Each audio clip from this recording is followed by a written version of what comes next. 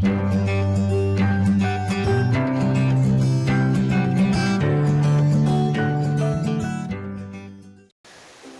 warahmatullahi wabarakatuh. Kembali lagi bersama saya Siti Maryam. Di sini saya akan menjelaskan lagi bab 11 setara kelas 10 kelas 11 SMA mengenai wawasan Nusantara dalam konteks Negara Kesatuan Republik Indonesia.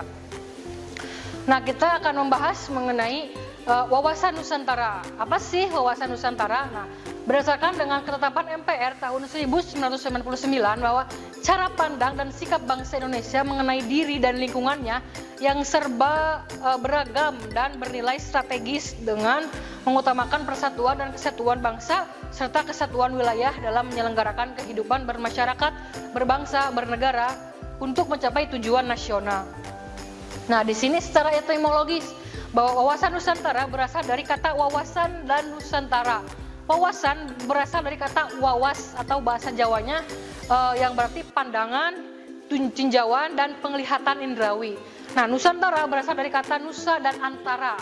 Wawasan adalah pandangan, tinjauan, penglihatan, tanggapan indrawi. Wawasan berarti pula cara pandang atau cara melihat. Nah, nusa artinya pulau atau kesatuan kepulauan, dan antara artinya menunjukkan tata letak antara dua unsur tersebut. Selanjutnya kita akan membahas mengenai wawasan Nusantara secara terminologis. Nah, menurut Profesor Wan Usman bahwa wawasan Nusantara adalah cara pandang bangsa Indonesia mengenai diri dan tanah airnya sebagai negara kepulauan dengan semua aspek kehidupan yang beragam. Menurut GBHN tahun 1998 bahwa wawasan Nusantara adalah cara pandang dan sikap bangsa Indonesia mengenai diri dan lingkungannya dengan dalam penyelenggaraan kehidupan bermasyarakat, berbangsa, dan bernegara. Oke, selanjutnya kita akan membahas mengenai hakikat wawasan Nusantara.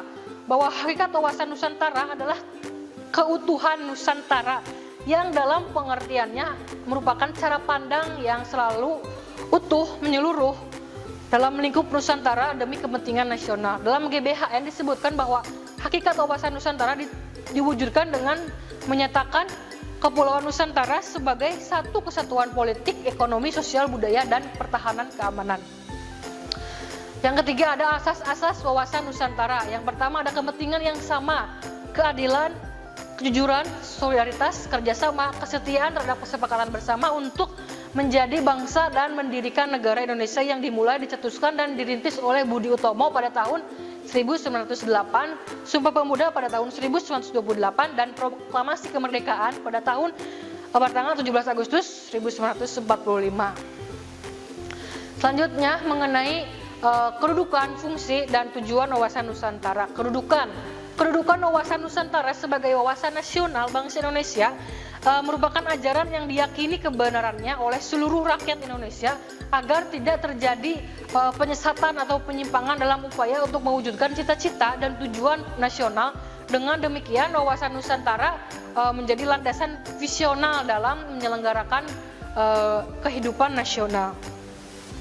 Fungsi wawasan Nusantara berfungsi sebagai pedoman, motivasi, dorongan, serta rambu-rambu dalam menentukan segala kebijaksanaan, keputusan, tindakan, dan perbuatan bagi penyelenggaraan negara di tingkat pusat, daerah, maupun bagi seluruh rakyat Indonesia dalam kehidupan bermasyarakat, berbangsa, dan bernegara.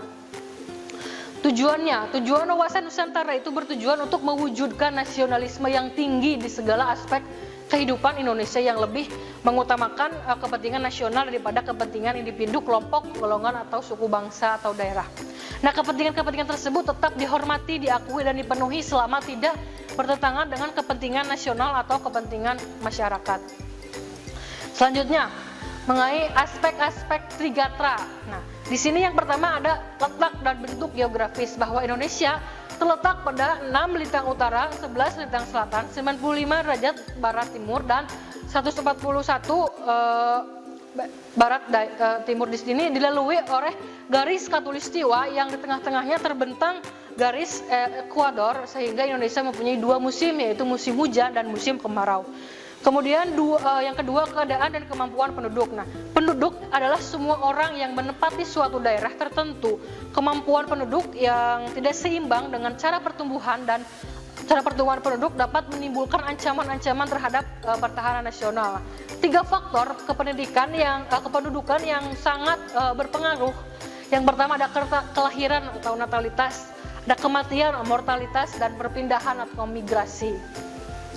Yang ketiga ada keadaan dan kekayaan alam, bahwa sifat unik kekayaan alam yaitu jumlahnya yang sangat yang terbatas dan penyebarannya itu tidak merata, jadi sehingga menimbulkan ketergantungan dari dan oleh negara dan bangsa lain. Nah, bentuk sumber daya alam ada 2, yang pertama dapat diperbaharui dan tidak dapat diperbaharui. Sumber daya alam itu dapat dimanfaatkan dengan prinsip atau azas gitu ya.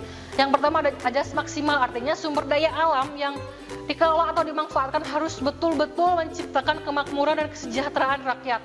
Ada azas lestari yang artinya pengelolaan sumber daya alam tidak boleh menimbulkan kerusakan atau kerusakan lingkungan, seperti menjaga keseimbangan alam. Kemudian ada azas berdaya saing, artinya bahwa hasil sumber daya alam harus bisa bersaing dengan sumber daya alam dari negara lain. Selanjutnya kita ada aspek-aspek Pancagatra. Yang pertama ada ideologi, politik, ekonomi, sosial, budaya, dan ketahanan keamanan. Dalam ideologi suatu negara diartikan sebagai guiding of principles atau prinsip yang dijadikan dasar suatu bangsa. Ideologi adalah pengetahuan dasar atau cita-cita. Ideologi dapat dijabarkan ke dalam sistem nilai kehidupan, yaitu serangkaian nilai yang tersusun secara sistematis dan merupakan kebulatan ajaran dan doktrin.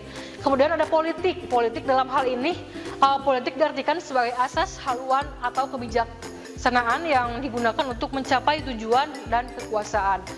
Ketiga ada ekonomi. Kegiatan ekonomi adalah seluruh kegiatan pemerintahan dan masyarakat dalam mengelola faktor produksi dan distribusi barang dan jasa untuk kesejahteraan rakyat.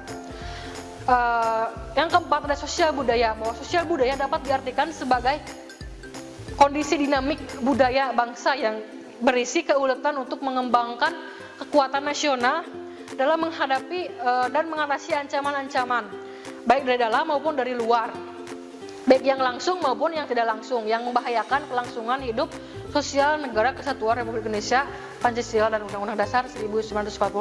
Yang terakhir ada pertahanan dan keamanan, bahwa pertahanan dan keamanan diartikan sebagai kondisi dinamik kehidupan pertahanan dan keamanan bangsa Indonesia yang berisi keuletan dan ketangguhan yang mengandung kemampuan mengembangkan kekuatan nasional dalam menghadapi dan mengatasi ancaman-ancaman yang membahayakan identitas, integritas, dan kelangsungan hidup bangsa berdasarkan Pancasila dan Undang-Undang 1945.